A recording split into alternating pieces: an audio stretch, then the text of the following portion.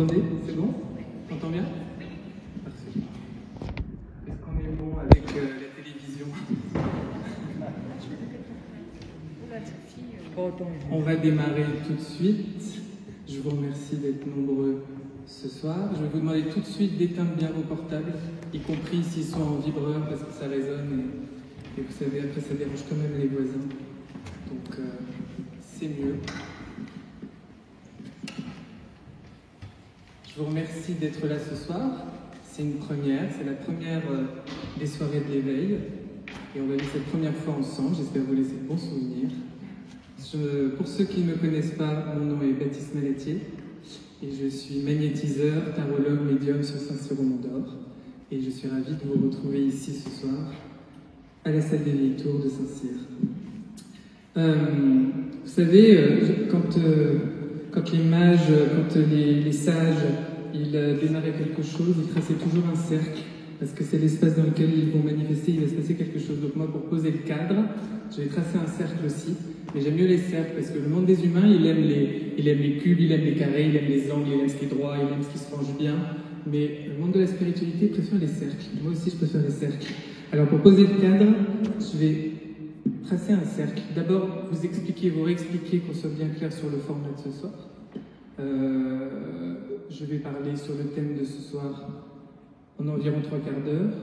Ensuite, on aura un moment d'échange, des questions-réponses.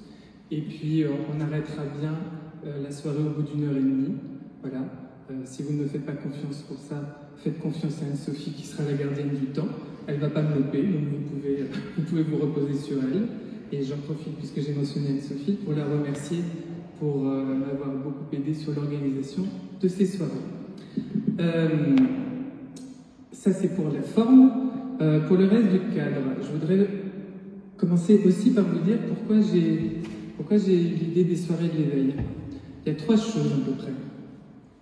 La première, c'est que je sens qu'elle est l'heure de... Je vais dire le mot Dieu, vous mettez le mot qui vous plaît s'il vous dérange, mais je vais dire le mot Dieu, c'est plus simple. Je sens qu'il est l'heure de parler du divin sans intermédiaire, ou en tous les cas, de vous rapprocher de lui. C'est-à-dire qu'au travers des âges, au travers des époques, au travers des cultures, au travers des religions, il y a eu des tas d'intermédiaires qui sont venus s'incarner sur Terre, qui ont porté leur message de lumière. Vous avez eu Moïse, Abraham, les Jésus, Marie, le Bouddha, bon, vous en avez eu plein. Ils sont tous venus vous enseigner des choses, tous venus vous porter un certain message, tous dans la socioculture dans laquelle ils se sont incarnés. Et puis à un moment donné, c'est hyper utile de les connaître, c'est hyper utile de connaître leur enseignement, leur vrai enseignement aussi, parce qu'on les a beaucoup caricaturés et dénaturés parfois. Ils sont arrivés avec des ailes, on a un peu tronqué les ailes avec le temps.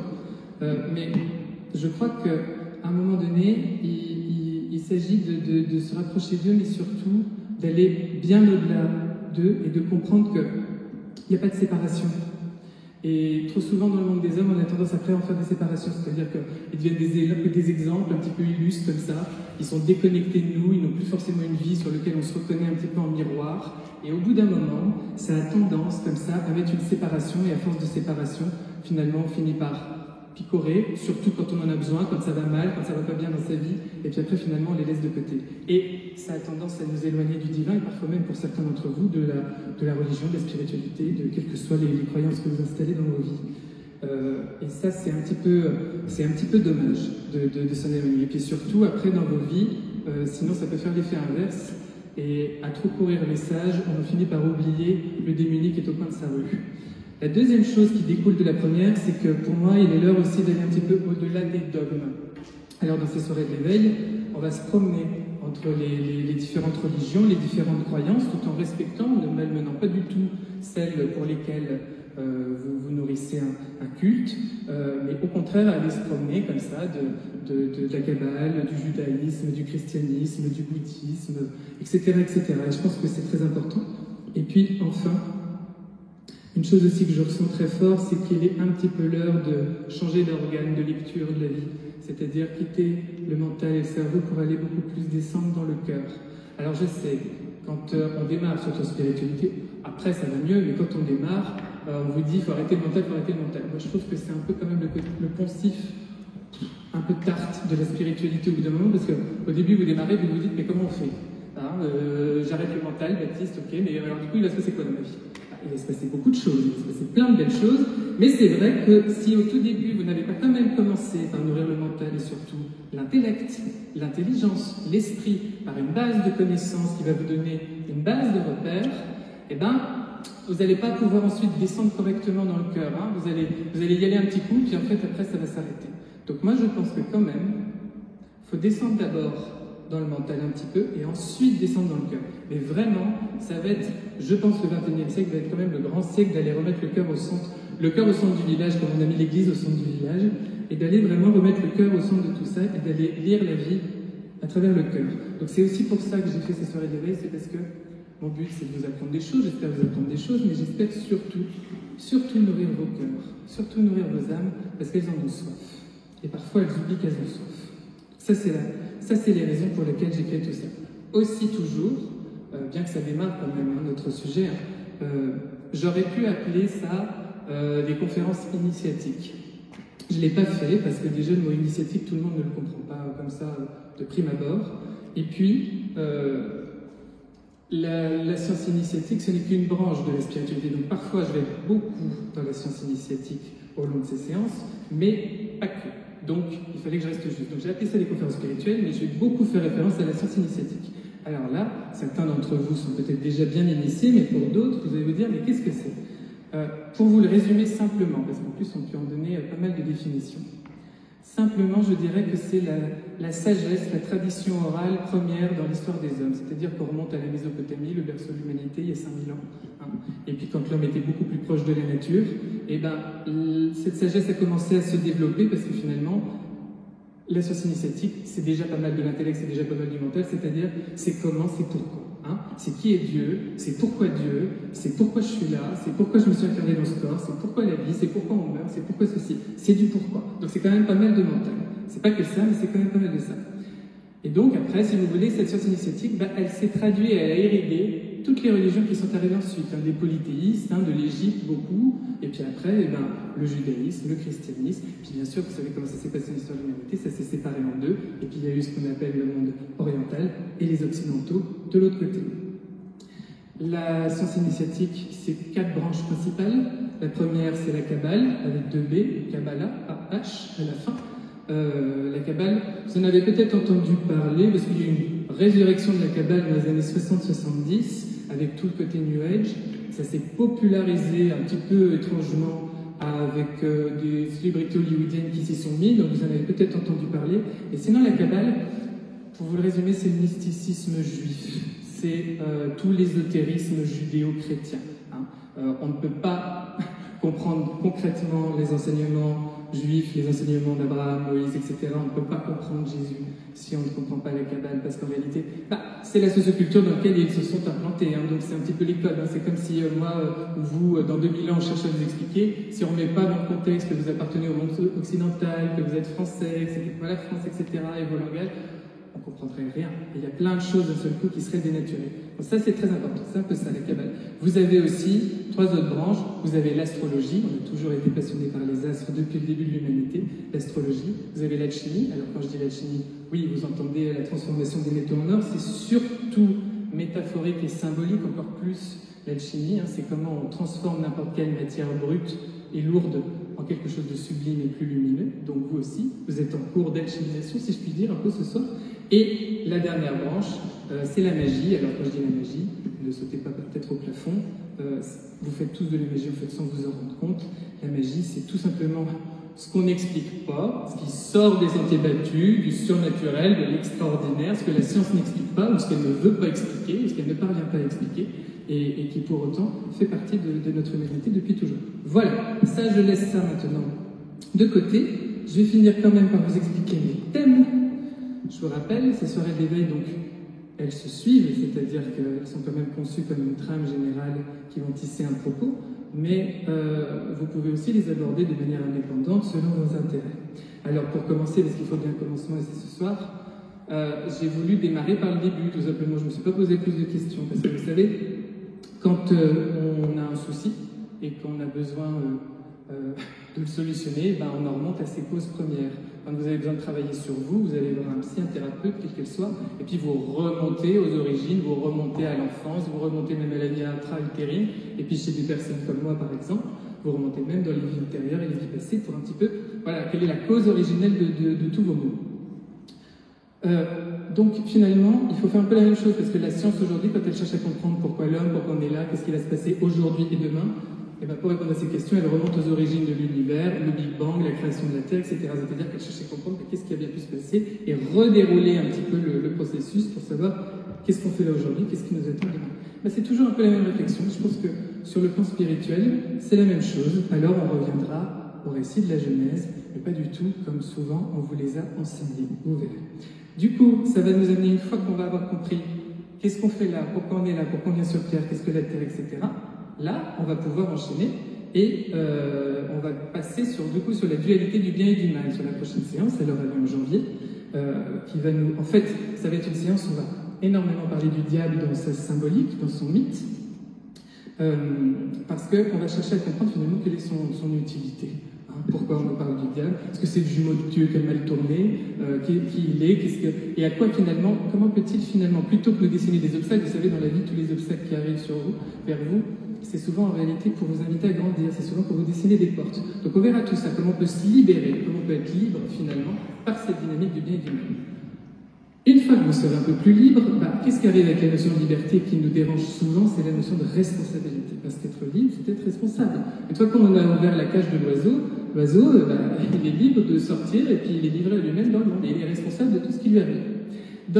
En plus, je suis un peu coquin parce que cette séance-là, elle arrivera au mois d'avril et elle arrivera pas très loin de l'élection présidentielle. Donc, ça vous incitera peut-être à réfléchir à certaines choses et à vous montrer responsable collectivement. On ne fera pas de politique, bien sûr, mais je voudrais que dans cette séance, on aille voir déjà quelque chose où vous posez tous la question. Alors, on est libre et jusqu'à quel point? Libre arbitre ou destin? Tout est écrit ou tout n'est pas écrit? J'écris chaque jour mon présent et mon futur, ou il est déjà tout décidé? Déjà, on ira voir ces deux notions, on ira creuser. On ira aussi du côté du bouddhisme, on creusera la notion de karma. Aujourd'hui, j'entends tout le monde qui parle du karma, ça fait partie un peu de notre langage commun. Je me rends compte que beaucoup de gens parlent très très mal du karma, c'est quand même quelque chose de... C'est pas n'importe quoi.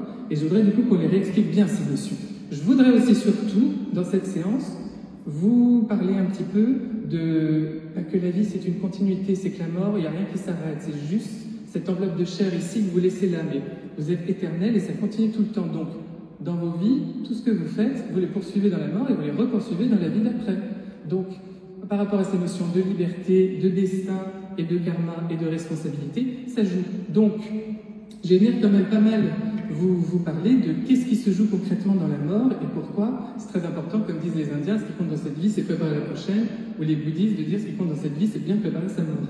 Et on verra un petit peu, alors sans se refaire tout le bardo, le bardo c'est les étapes chez les bouddhistes de ce qui se passe entre la vie et la mort, mais d'aller un petit peu voir qu'est-ce qui se joue concrètement. Donc ça, je vais un petit peu vous coacher, vous former là-dessus. Je vais faire de vous des morts exemplaires.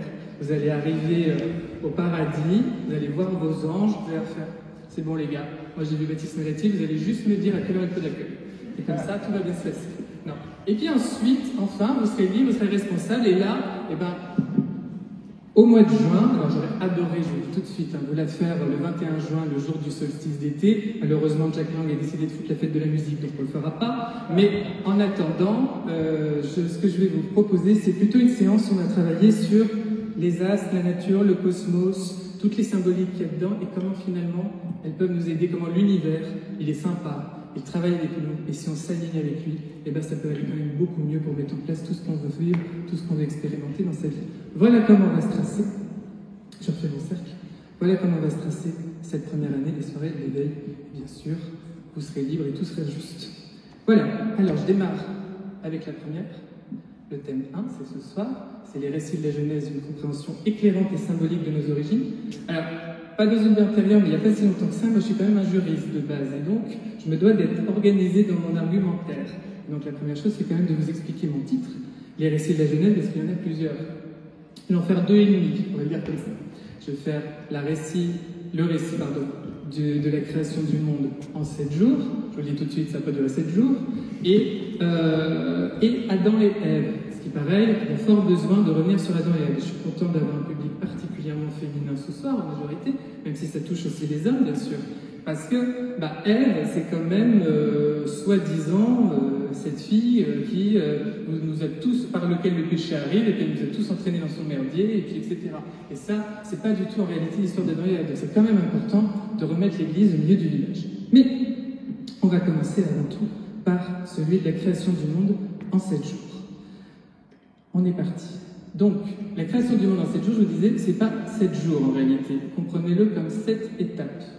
Ce qui est très important avec ces récits de la Genèse dans la Bible, c'est qu'on les a beaucoup dénaturés. Bon, tout est fait quand on les lit comme ça pour qu'ils soient dénaturés, hein, je vous le concède.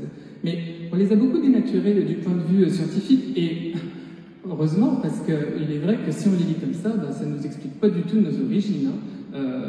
Quand je pense qu'il y a encore dans le monde des gens qui pensent à la lettre comme ça, que le monde a été créé en 7 jours, que la première homme c'est Adam, que la première femme c'est Ève, etc. Bon, non, évidemment, et Dieu merci, la science a expliqué que ça ne l'était pas. Ça ne change rien.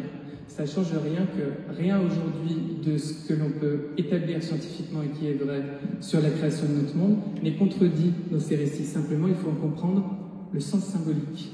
Et quand on parle de symbole, c'est que ce n'est pas la vérité vraie, mais en revanche, ça fait sens. Et ça a un sens très profond. Ils ont un sens très profond, ces récits. Alors, on entre dedans.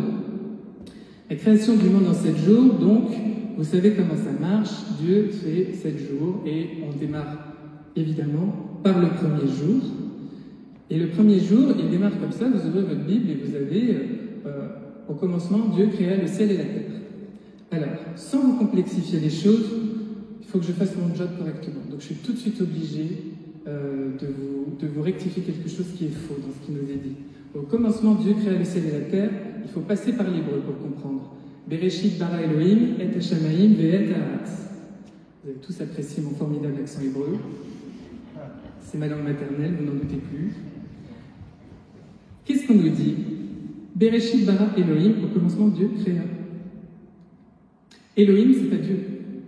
Elohim, vous l'écrivez avec un H, H-I-M à la fin. Elohim, en réalité, c'est pas Dieu. Dans la Kabbale, vous savez, la Kabbale, elle nous explique toute la hiérarchie angélique. Donc, vous avez les anges, les archanges, etc. Et en fait, ce que ça nous explique, je ne rentre pas dans le débat, vraiment au cœur de l'arbre séphirotique, l'arbre de vie. Je ne rentre pas dedans, parce que ce soir, ce n'est pas du tout notre sujet. Mais en réalité, vous avez 10 mondes qui sont créés avant qu'on arrive au nôtre. Quand je dis monde, vous entendez densité vibratoire, pour simplifier les choses, mais que vous les comprenez bien. Donc tout en haut, là-haut, vous avez Dieu, vraiment l'être suprême, comme on le dit dans la Kabbale, et c'est lui qui crée tout. Ce Dieu-là, c'est vraiment Dieu. Représentez-vous surtout pas comme un type assis sur un trône avec une barbe blanche et un regard d'aigle. C'est pas ça. Je dirais plutôt que c'est une énergie. Si je pouvais le mieux vous le définir, je vous dirais que c'est une mémoire de tout ce qui était, qui est et qui vient. Je pourrais bien vous le dire mieux, en tout cas, là comme je le sens. Mais voilà, ça c'est Dieu. Et Elohim, c'est pas celui-là qui est tout là-haut, il vit ici, nous on est là, dans la 10e, il vit ici, dans Netsa, ce qu'on appelle, et c'est, ils vivent, vous avez compris? Et Elohim, ils habitent ici, et ce sont eux en réalité. Alors, Dieu là-haut, en fait, il donne le plan, et puis après, il a créé plein de créatures dans toute la hiérarchie angélique, qui sont occupées d'exécuter ce plan. Et puis là, on arrive à Elohim, qui eux-mêmes ont créé le ciel et la terre, plus généralement notre Terre, notre cosmos, notre partie de la galaxie, et ceux qui s'en sont occupés, secondés par divers également êtres de lumière. Donc entendez, et les architectes, et puis il y a les ouvriers. Je me devais quand même tout de suite de vous préciser ça, parce que c'est une très vilaine traduction. Vous savez, dans la Bible, pour ceux qui sont un peu familiers, il y a des tas de mots pour dire Dieu. Donc vous avez Yahvé chez les Juifs, vous avez El Shaddai, vous avez le Tout-Puissant, le Très-Haut, l'Éternel, vous en avez plein. Et souvent, dans les psaumes, vous retrouvez par exemple Elohim, si vous êtes familier. Elohim, c'est vraiment nos créateurs de notre monde à nous. Voilà, c'est plutôt eux. Voilà, il faut quand même bien le préciser. Bon, je referme cette parenthèse. Après, une fois qu'on vous a dit ça, quand vous lisez, vous entendez parler que la terre était informe et vide, il y avait les ténèbres à la surface de l'abîme, et le souffle de Dieu planait au-dessus des eaux. Alors, je suis d'accord, une fois qu'on vous a dit ça, on ne vous a pas dit grand-chose. C'est bien joli, mais concrètement, ça veut dire quoi? Concrètement, vous comprenez déjà qu'il ne se passe pas grand-chose, mais c'est tout l'intérêt du jour 1. Ce que vous devez bien comprendre, c'est pourquoi Dieu a créé le monde. D'après la Kabbale, Dieu a créé le monde parce que ça lui donne du plaisir et de la joie. Il a besoin de créer parce que c'est ça qui lui donne du plaisir et de la joie. En fait, c'est un artiste. Et s'exprimer, projeter ça comme ça en dehors de lui, ça lui donne de la joie. La deuxième chose, c'est que ça lui permet de se connaître et de se faire connaître. C'est-à-dire, je vous explique, il n'est qu'une seule et même entité, il est l'union, il est le un, et à un moment donné, il décide de créer. Et pour créer, eh ben, il va extraire quelque chose de lui, il va se projeter comme ça, il va se matérialiser, et il va matérialiser le monde. Tout ce qui est en haut est comme ce qui est en bas. Ça, c'est une grande règle à retenir. Tout ce qui est en haut est comme ce qui est en bas. Ça veut dire que vous, ça fonctionne exactement pareil. Quand vous avez une idée qui vous vient, ce soir, allez, j'imagine un tableau, vous voulez peindre un tableau. Vous projetez bien quelque chose de vous, de votre esprit qui est là en vous, et puis vous allez le matérialiser comme ça, face à vous, et ça va donner votre tableau. Ce tableau, il va raconter quelque chose de vous. Il n'est pas entièrement vous, vous êtes plus que votre tableau, mais il va raconter quelque chose de vous. Et il va témoigner ce qui se passe de l'intérieur de vous. Dans l'extérieur, il va témoigner quelque chose qu'il y a à l'intérieur. Eh bien, c'est le même principe. C'est que Dieu, il a besoin de ça, finalement, en miroir, pour savoir ce qu'il y a à l'intérieur de lui, et pour se connaître et se faire connaître. C'est que ça lui permet ça. La deuxième chose qu'il vous faut savoir, c'est que Dieu, il est homme et femme à la fois. D'ailleurs, dans beaucoup de textes initiatiques, on dit le Père-Mère divin. Ça nous signifie qu'en réalité, il est complètement dans l'androgyne. Il a à la fois le principe masculin, à la fois le principe féminin. Et ça, c'est très important, parce que c'est ça qui permet de créer la vie. Retenez toujours, le masculin engendre et le féminin crée. Vous avez besoin des deux pour vivre. Nous, notre espèce humaine, pour nous reproduire, vous avez bien besoin de la semence du père qui engendre et du ventre de la mère qui crée. Vous avez le masculin, il est toujours émissif, il est toujours actif, il est le siège de l'intellect, de la volonté, de la force. Le féminin, en tant que principe, ne genrez pas le propos. Après, faites ce que vous voulez, en tant qu'homme, en tant que femme, faites fleurir les qualités qui vous sied, qui vous plaît, etc. Vous avez votre nature. Mais en tant que principe, le féminin, il est réceptif, il est accueillant, il est intuitif, il est sensible, il est créateur, il permet de créer. C'est toujours comme ça que ça marche. Donc Dieu, il a les deux en lui. Et c'est très important parce que ça marche pareil. Quand vous avez une idée, cette idée, elle naît de votre esprit, votre dimension masculine, et puis vous allez les mettre et la projeter, vous allez la créer, la matérialiser, c'est votre dimension féminine. Moi, si je veux bouger mon bras, il faut d'abord que ce soit l'esprit qui le décide avant que je puisse le manifester. C'est toujours le même principe. Donc, j'en reviens à mon texte. Quand on nous dit le souffle de Dieu plané au-dessus des eaux, c'est ça qu'on vous dit en réalité. Le souffle de Dieu, dans d'autres traductions, il y a marqué esprit de Dieu, c'est le principe masculin. Le principe masculin, il est associé comme élément à l'air et au feu. Ce principe masculin, il plane au-dessus des eaux, et ces eaux représentent le principe féminin, réceptif, parce que les eaux et la terre sont les éléments qui sont associés au féminin.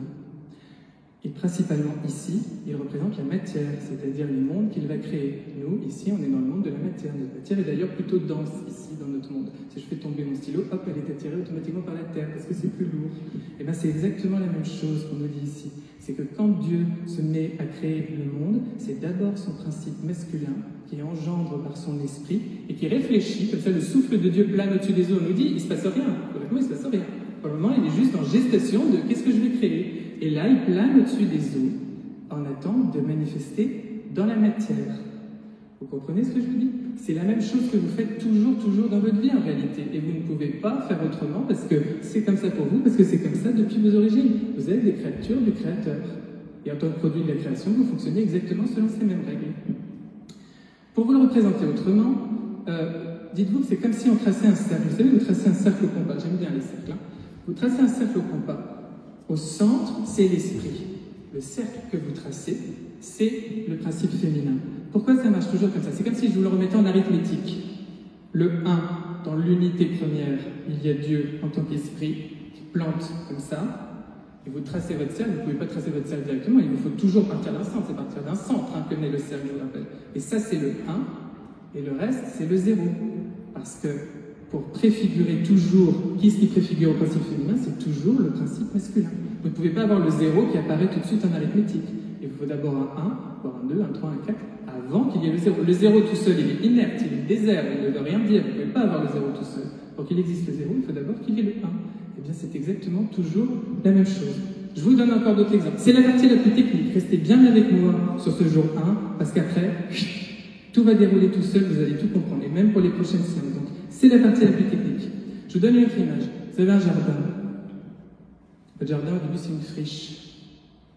c'est par votre esprit que vous faites germer quelque chose et que là, vous allez commencer à imaginer ce que vous allez créer dans votre jardin, que vous allez planter et manifester dans cet espace réceptionnant qui vous accueille, qui est le principe féminin, et vous manifestez des choses dans votre jardin et vous faites pousser votre jardin. C'est la même chose pour une friche industrielle, c'est la même chose pour tout. C'est toujours le même principe. Comprenez? Donc ce souffle de Dieu qui est plein au-dessus des eaux, c'est l'Esprit de Dieu qui va manifester, mais qui ne manifeste pas encore.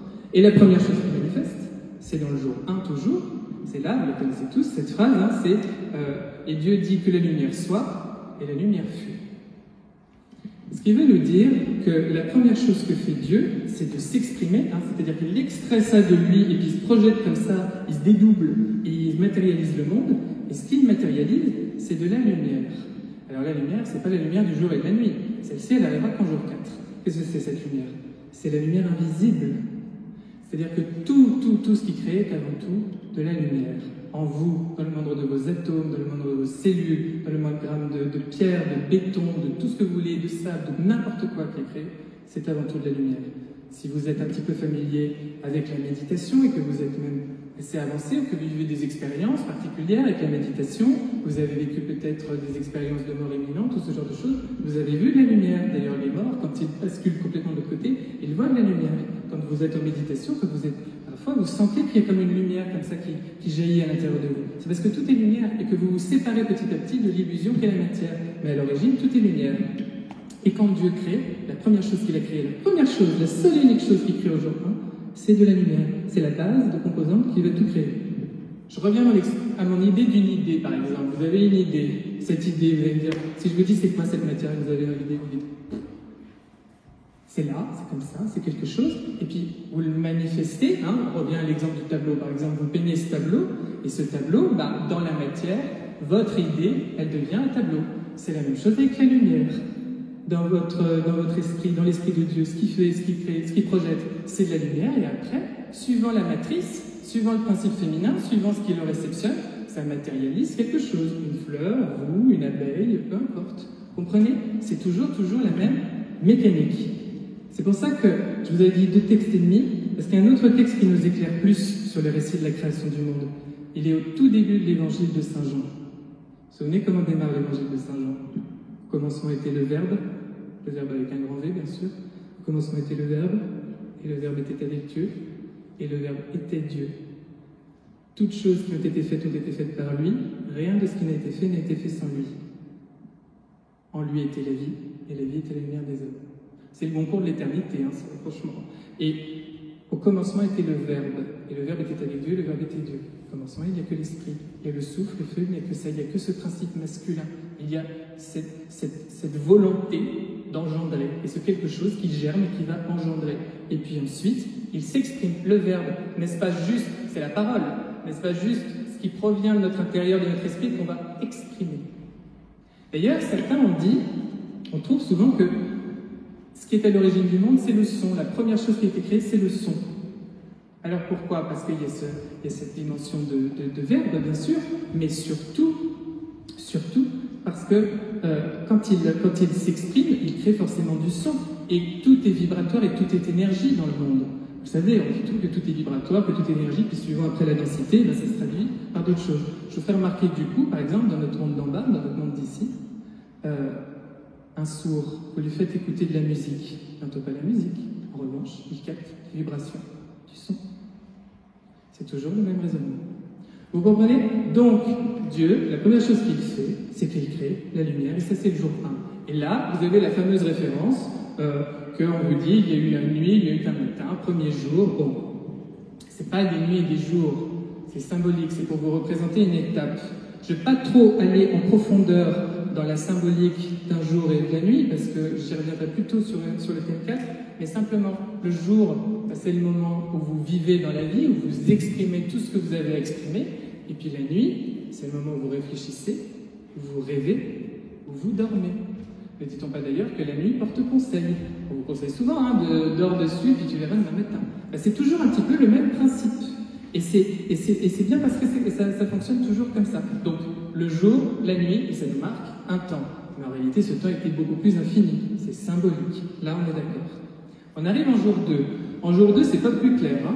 Quand vous le lisez comme ça, bas, donc on vous dit qu'il y a les eaux, et puis il y a la séparation, il y a le firmament au milieu des eaux qui vous fait la séparation des eaux d'en haut et des eaux d'en bas. Je sais, on pourrait se dire, ah bah oui, c'est les eaux du ciel, les nuages qui remontent, hein, l'eau qui va dans le nuage, et puis en bas, c'est les eaux, bah, la mer, l'océan. Non, parce qu'on n'est pas encore dans cette dimension météorologique-là. Surtout, j'insiste, dans le jour 1 et le jour 2, en réalité, vous n'êtes pas encore sur la Terre comme on la connaît. Vous êtes sur une Terre éthérique, vous êtes sur des concepts comme ça éthériques, vous n'êtes pas encore densifié dans la matière. Cette séparation des eaux d'en haut et des eaux d'en bas, c'est la séparation vibratoire nécessaire à l'expression de la vie. Je vous ai dit que l'eau, c'était le symbole du féminin, c'était le principe de la matière, c'est le principe de la vie. La vie, c'est l'eau. Vous savez, on dit toujours, l'eau, c'est la vie. Et pourquoi la dimension masculine, elle vient comme ça, elle germe, et puis elle va s'incarner dans l'eau? Parce que, en réalité, la vie, elle démarre toujours dans l'eau. Je vous fais remarquer que quand vous venez au monde, vous êtes d'abord dans le ventre de votre mère et vous baignez dans l'eau. Sur Terre, les origines de la vie sur Terre, d'après la science, c'est dans l'eau. C'était une époque où c'est pas du tout la Terre comme on la connaît. La Lune remplit la moitié du ciel. Parce que petit à petit, je vous rappelle que la Lune s'éloigne chaque année. Hein, pendant que nous, on parle du Covid et de tout ça, la Lune se fait la malle, je vous le rappelle quand même. Et petit à petit, elle s'en va, elle se casse. Mais en attendant, à cette époque-là, elle remplissait la moitié du ciel. Donc évidemment, les marées, je vous laisse imaginer, c'était un vrai bazar. La vie ne pouvait pas se créer. Et puis petit à petit, du coup, elle se recule, elle se retire. Et météorologiquement, c'est beaucoup plus possible de créer la vie. Je vous ai dit, l'air et le feu, le souffle de Dieu, c'est les principes masculins. Je vous rappelle que dans notre densité à nous, la vie, pourquoi les scientifiques ils cherchent où pourrait être la vie sur une autre planète, etc. Bon, déjà, ils regardent dans notre densité physique, c'est là où ils se trompent, il y a la vie partout. Mais si on regarde sur notre densité physique, ben forcément, il faut un certain degré de lumière et de chaleur par rapport au soleil pour qu'il y ait l'eau à l'état liquide pour que puisse se manifester la vie. Et l'eau et le soleil, c'est du feu, c'est toujours pareil, c'est le principe masculin. Et dans l'eau, eh bien, c'est la vie. Et parce que la vie, elle a été créée dans l'eau. Quand la Lune, petit à petit, s'est retirée et que les marées se sont apaisées, l'eau est apparue à l'échelle bactériologique en tout premier. C'est toujours par là que s'ensemence la vie. C'est toujours cette même symbolique. Donc vous voyez que rien n'est jamais contredit. Alors, maintenant, cette séparation des eaux d'en haut, des eaux d'en bas, qu'est-ce que c'est? C'est la séparation vibratoire entre ce que vous pouvez appeler schématiquement le monde des morts et l'au-delà, et les eaux d'en bas, la matrice, la matière, la vie. Là, celle qu'on la connaît, là comme on est là aujourd'hui. Et pourquoi tout de suite en jour 2, il faut qu'il crée ça? Parce qu'il faut qu'il crée ces deux mondes, ces deux densités vibratoires dans lesquelles vous allez vous incarner, mourir, repartir, etc. Et d'incarnation en incarnation, ce sont vos deux espaces d'expérience de la vie pour continuer en tant que créature du Créateur, créer avec joie et continuer de connaître et de vous faire connaître comme lui, exactement comme lui. Et ça, c'est la séparation des eaux d'en haut et des eaux d'en bas. Surtout, aussi, dans la matière, vous savez, on a notre nature inférieure en bas et notre nature supérieure. Votre nature inférieure, vous savez, c'est tout ce qui vous raccroche à vos pulsions animales, celles qui viennent du règne précédent, vos pulsions de violence, vos pulsions de passion, vos pulsions sexuelles, alors que votre monde supérieur, votre nature supérieure, c'est tout ce qui en vous a grandi, en lumière, en sagesse, en beau, en bien, en bon. C'est votre nature supérieure.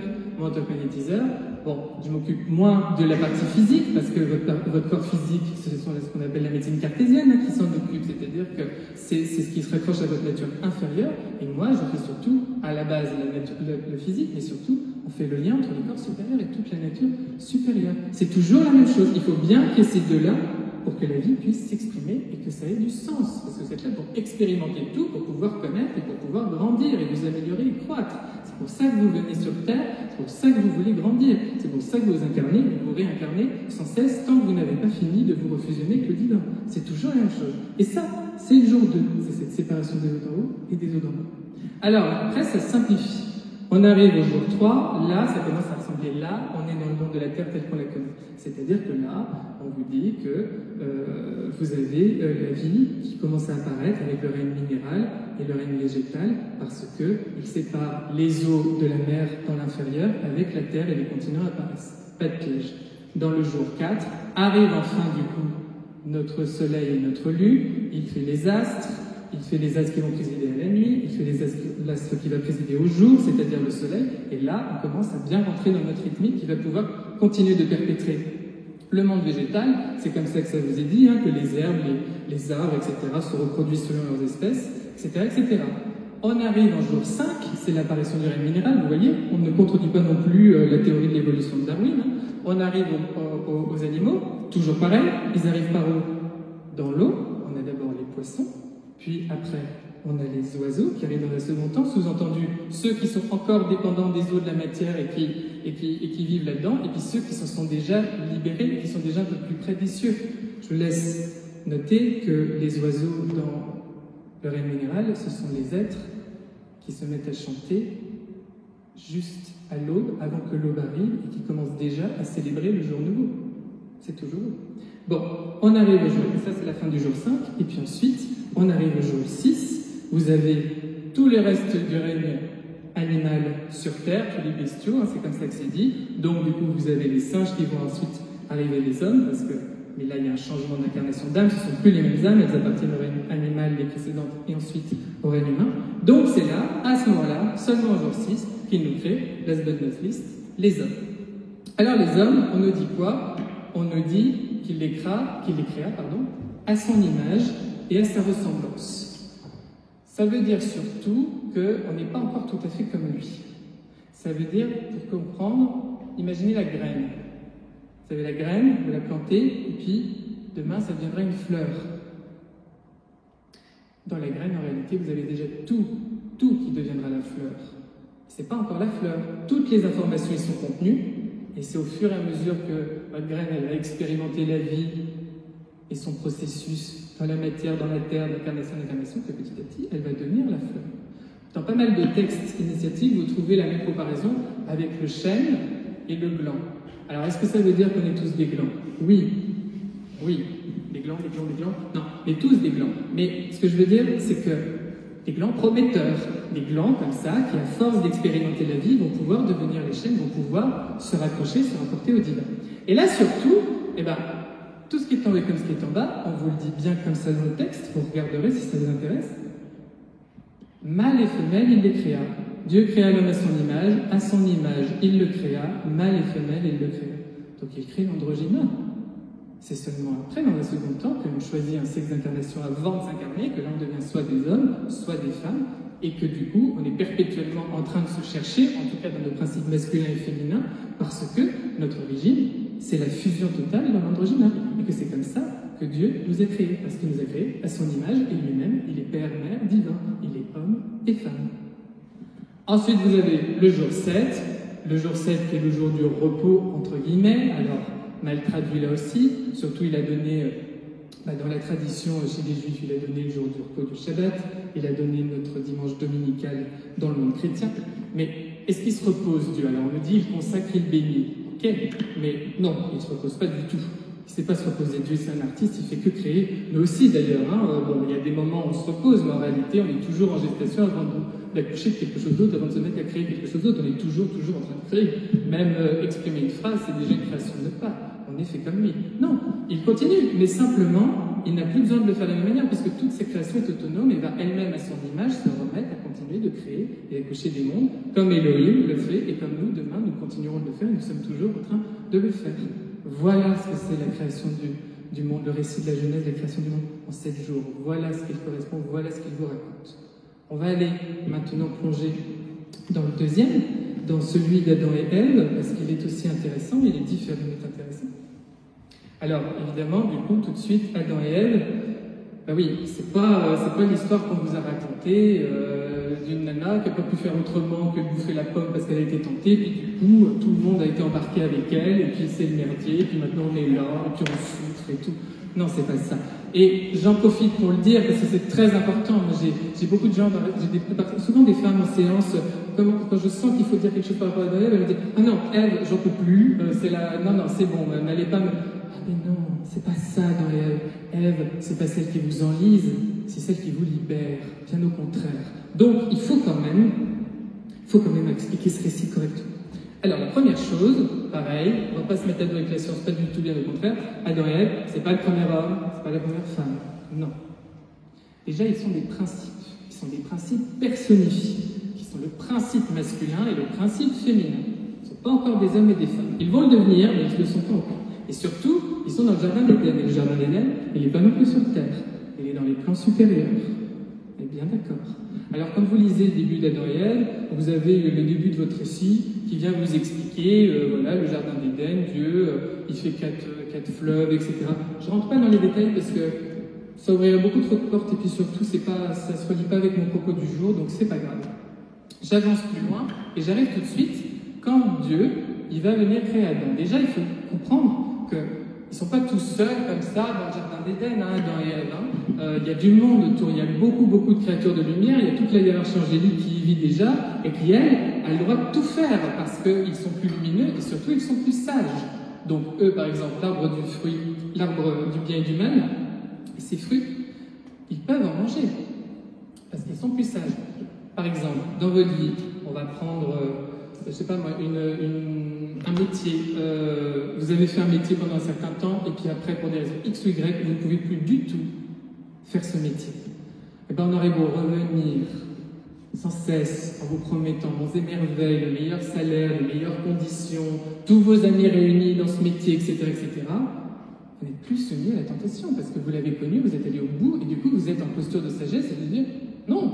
Vous pourriez bien repasser une période d'essai de 2 mois, à la fin, vous dites ciao, parce que c'est fini. En vous, il n'y a plus rien qui vous laisse vous rabaisser là-dedans. C'est la même chose pour des relations toxiques. À force d'aller au bout et d'avoir compris ce qu'elle représentait pour vous, le prochain qui va reprendre le masque de cette relation toxique, vous allez lui dire non. Et malgré ses beaux yeux, il n'y aura rien qui va se créer, parce que de toute façon, il n'est plus possible d'être soumis à la tentation, parce que vous avez gagné en sagesse. C'est la même chose. Toutes ces créatures-là, elles peuvent faire ce qu'elles veulent, ce qui n'est pas encore le cas d'Adam et Ève. Mais, revenons au début, d'abord qu'il crée Adam. Il crée Adam, et là, on nous dit que Dieu, c'est le moment, il crée Adam de la poussière. Alors la poussière, c'est une très vilaine traduction encore. Parce que la poussière, c'est le résidu de la matière. Bon, certes, notre corps de chair, c'est de la poussière. Mais pour créer Adam dans un principe éthérique, dans un principe supérieur, c'est pas ça. La vraie traduction en hébreu, c'est le mot afar, A-P-H-A-R. Et afar, c'est la cendre. Et la cendre, c'est complètement différent, puisque la cendre, c'est la combustion du feu. Et là, ça doit faire guiling comme ça dans votre tête, parce que je vous ai dit que dans le jour 1, le principe masculin, c'est l'air et le feu comme éléments. Et donc, il crée le principe masculin du feu. Et là, c'est tout de suite plus logique, parce qu'on reprend la même logique du masculin d'abord et du féminin ensuite. Donc, notre Adam, il arrive, il est né de la poussière, il est là. Alors, pareil, il est assez occupé, on vous dit qu'il fait des tas de choses, qu'il s'occupe des animaux, qu'il va donner des noms aux créatures, aux animaux, etc. Lui aussi, il est fait à l'image de son créateur, donc il a la puissance du verbe que vous avez tous en vous également, il a la possibilité de par l'esprit de créer, de manifester, de vous exprimer. Donc, je ne reviens pas après sur les symboliques de donner des noms, parce que là encore ça ouvre trop de choses, mais voilà, entendez bien ça. Et puis à un moment donné, on ne vous le dit pas comme ça, mais c'est un peu comme ça que c'est dit, il s'emmerde. Il s'emmerde parce que c'est bien sympa, mais il lui manque son principe féminin, il lui manque ce qui le complète, il lui manque ce qui ne va pas simplement le faire germer, ensemencer des choses. Pour le moment, il ne peut rien créer, il n'a pas la femme, il n'a pas Ève. Mais c'est qu'à ce moment-là, il lui faut du coup son principe féminin pour pouvoir être complètement complet.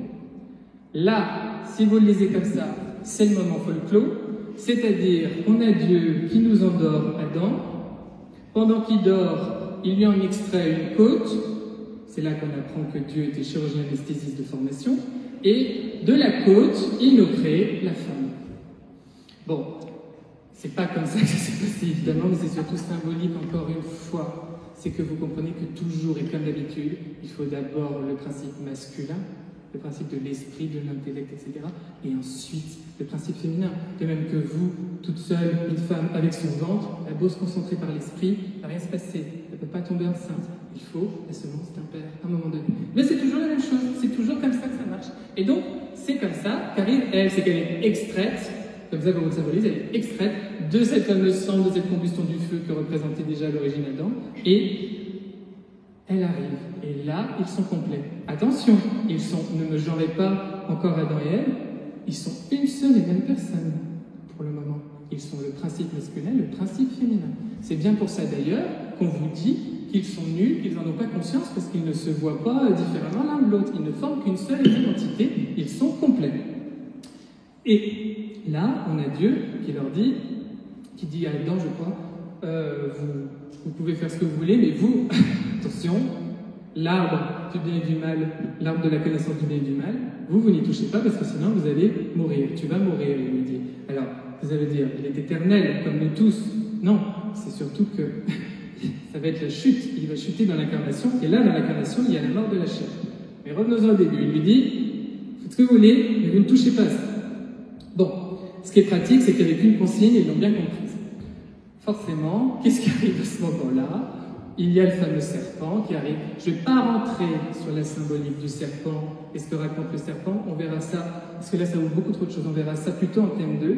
Mais arrive le serpent qui tente Ève. Alors vous allez me dire pourquoi ça ne pouvait pas être un ravissant bébé panda, c'est plus logique, parce que le serpent, demain il y a une vipère qui vous propose une pomme, je suis pas sûr que vous en bouffez. Mais bon, en attendant, il y a toute une symbolique quand même, donc, mais on l'expliquera, on ira plus loin la prochaine fois. Il arrive et puis du coup, il tente Ève avec sa pomme, elle a bien compris la consigne, donc elle dit « Oh bah oui ». Et puis Adam, elle lui dit « Bah toi aussi », puis il lui dit « Oh bah oui ». Ils ont bien compris, tout va bien. Bon, qu'est-ce que ça veut nous dire surtout?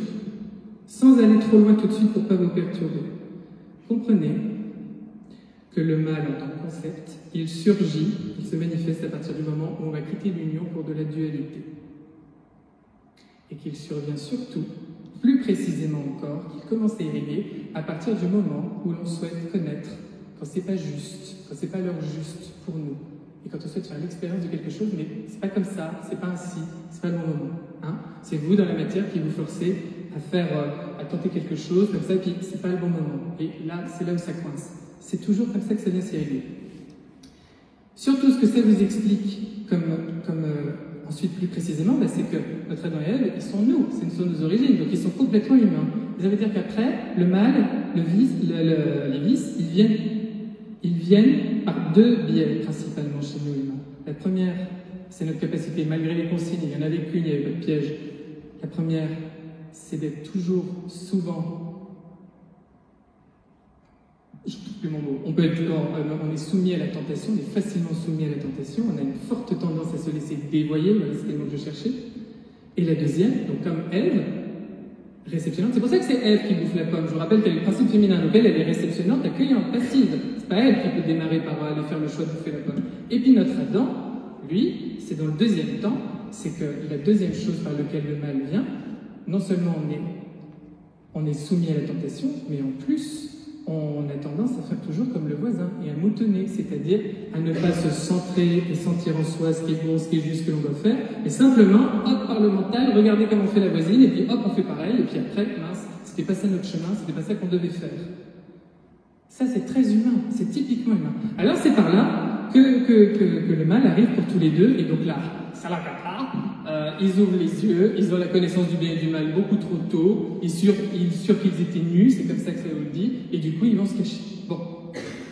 Donc à ce moment-là, on a Dieu qui arrive, il ne les trouve pas, et puis finalement quand il les appelle, on a Adam qui lui dit je me suis caché Seigneur, parce que tu comprends, je suis tout nu. C'est toujours pareil si vous voulez, c'est que le mal arrive quand il y a de la dualité, il s'irrigue par le fait qu'on veut connaître et faire des expériences quand c'est pas le moment qui est juste, par deux canaux principaux, notre tendance à se laisser dévoyer et notre tendance à toujours vouloir faire comme le voisin et pas assez se centrer. Et du coup, pourquoi ça nous touche et ça nous émeut? Parce qu'ils sont comme nous, ils sont profondément humains. Et ils continuent de l'être de plus en plus. Donc à ce moment-là, ils se dualisent. Vous avez bien compris qu'ils ne sont plus deux principes, mais qu'ils commencent à devenir très humains et à se dualiser. Et donc, c'est là où notre Adam, il est complètement humain par rapport à Dieu. C'est-à-dire que dans cette séparation et cette dualité, il ne voit plus l'union. Même avec Dieu, il commence à s'en séparer de son Créateur et du coup à avoir honte et à avoir peur. Et c'est Maître Osho, qui est un guide spirituel très connu, qui disait toujours que la plus grande des peurs dans le monde, c'est la peur du regard de l'autre. Et donc, combien j'en vois, par exemple, qui me disent qui craignent le Seigneur, qui craignent Dieu? Combien on en a dans les églises qui commencent à prier, qui disent « Pardon Seigneur de te déranger, mais tu te déranges de quoi? C'est ton Père, c'est ta mère, il t'aime d'amour inconditionnel. C'est toi qui traduis un amour très conditionné. On a tout fait pour vous conditionner cet amour divin. Mais en attendant, il vous aime d'amour inconditionnel. Donc notre Adam, il a honte même de son propre Père, Mère divin. Il se cache. Et puis en gros, il lui dit, excuse-moi Seigneur, j'ai les zézettes à l'air. Mais Dieu va lui dire, alors moi aussi, tous les zézettes à l'air, les zézettes aussi, je les fais à mon image. Qu'est-ce que c'est que ça? Mais bon, peut-être que Dieu et ses anges, ils n'ont pas les zézettes à l'air. Peut-être qu'ils sont habillés de lumière, c'est le crazy horse. Mais en attendant, c'est quand même très humain cette attitude. C'est là qu'après, bon bah, notre ado il est gentleman au possible, hein, il dit bah, c'est la femme que tu m'as donnée, hein, tu sais, c'est typiquement masculin aussi, hein, c'est ah bah je retrouve pas mes papiers, c'est ma femme, elle a tout rangé. Hein, c'est toujours comme ça. Et puis, du coup, bon, bah là, ça peut pas le faire parce que comme ils ont cette connaissance, il va falloir qu'ils expérimentent cette connaissance. Et c'est pour ça qu'ils doivent mourir, c'est pour ça qu'ils sont chassés du jardin d'Éden, c'est pour ça qu'ils doivent chuter dans la matière. C'est parce que maintenant, il faut aller vivre et expérimenter tout ça. Donc, Dieu leur donne un corps de chair, c'est comme ça qu'on nous le dit, parce qu'on nous met une phrase pour nous dire, il leur donne des vêtements de peau. Alors moi, tous ceux qui viennent me dire que bah, Adam et Ève, c'était le premier homme, c'était la première femme, je leur dis, eh ben non, parce que c'était bien la preuve qu'ils appartenaient au plan éthérique, ils n'avaient pas encore de corps. C'est à ce moment-là qu'il leur donne un corps de chair, c'est à ce moment-là qu'il leur donne ça, et puis vous connaissez la suite.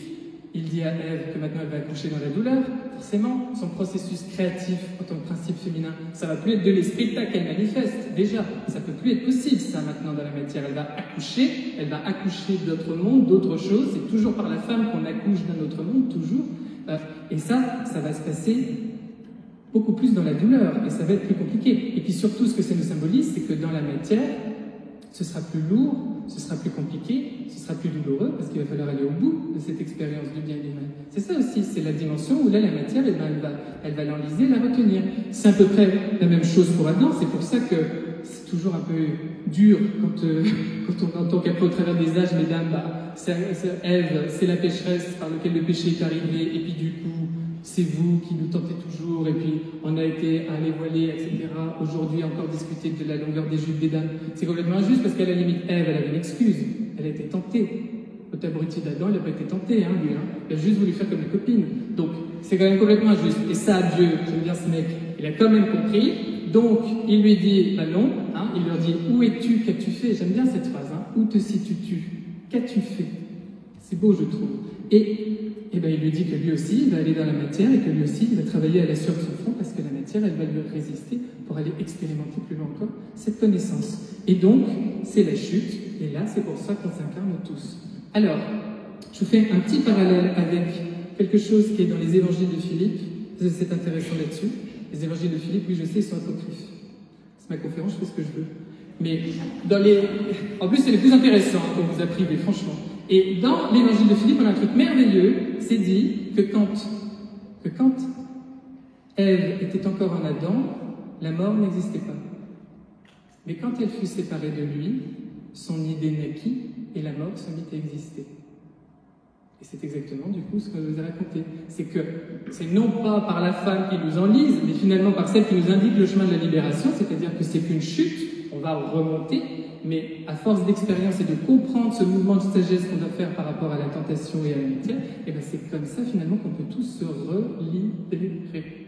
Et c'est le sens profond d'Adam et Ève. Alors c'est le moment où je conclue tout ce que je vous ai raconté.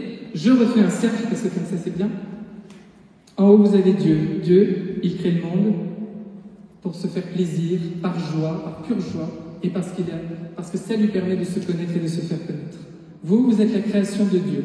La création, eh ben, au début, elle est béate par rapport au Seigneur parce qu'elle comprend qu'elle est complètement reliée à lui. Mais à un moment donné, elle a besoin d'expérimenter. Elle a soif de connaissance, elle a soif d'aller au bout du bout de tout ce qu'a créé Dieu, de tout ce qu'a créé son Père-Mère. Donc elle expérimente. Elle expérimente, et puis elle s'incarne, et elle travaille. Bon, à un moment donné, là, quand on semble toujours le plus éloigné du divin, quand on est au cœur d'épreuves qui sont compliquées, c'est généralement dans ce genre de moment qu'on a les plus belles portes pour grandir et pour croître. À ce moment-là, il s'opère un changement, c'est-à-dire que la création se souvient quelle est la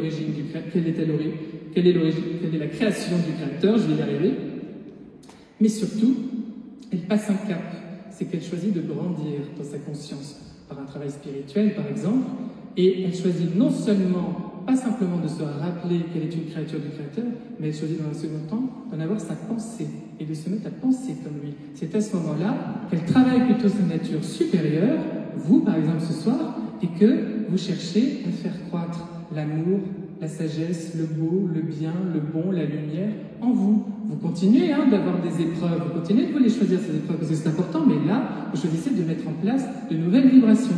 Et c'est comme ça que petit à petit, à force vous devenez des êtres de plus en plus lumineux et que c'est notre destin à tous, c'est de refusionner complètement avec le divin et de redevenir Dieu et de continuer non plus à accoucher dans la matière de trucs horribles style le tunnel de Fourvière, mais de choses beaucoup plus belles, beaucoup plus nobles, beaucoup plus lumineuses, pleines d'amour, comme Dieu, comme Elohim qui a créé notre ciel et notre terre. J'en finirai du coup par cette phrase, ceux qui viennent en séance, vous me l'entendez souvent le dire, je vous dis toujours, pour savoir des choses, il faut les étudier, et pour connaître, il faut les vivre. Je vous remercie de votre attention.